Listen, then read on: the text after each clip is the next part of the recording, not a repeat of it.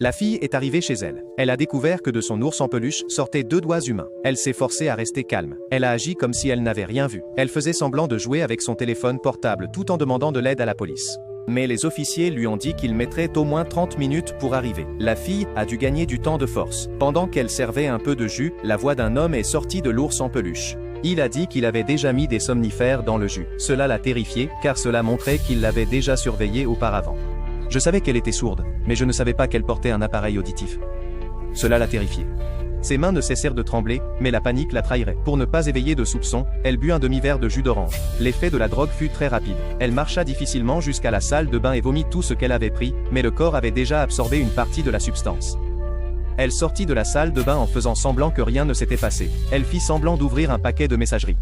À ce moment-là, l'effet a explosé complètement. L'intrus a enlevé le déguisement d'ours en peluche. La fille a senti que l'homme s'approchait d'elle pas à pas. Elle a couru de toutes ses forces vers la porte, mais elle a heurté de plein fouet un livreur.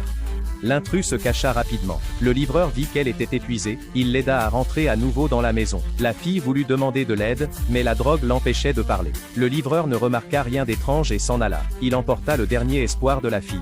L'intrus passa la tête, s'approcha lentement de la jeune fille.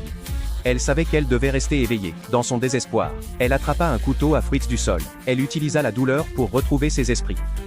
En voyant que la fille ne tombait pas, l'intrus recula de quelques pas. Elle se leva lentement. Elle alla dans sa chambre pour bander la blessure. Elle ouvrit la fenêtre pour prendre l'air. Avec tout cela, elle réussit à se réveiller complètement. Mais juste à ce moment-là, l'intrus commença à frapper la porte avec fureur.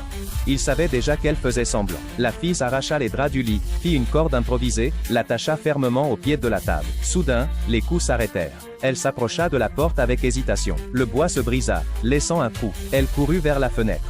La tête de l'intrus apparut par le trou. Le temps s'épuisait. Elle s'attacha la corde autour du corps pour s'échapper. Au moment où elle sortait par la fenêtre, une main l'attrapa par la cheville. Je ne m'attendais pas à ce qu'il y ait un autre intrus dans la chambre.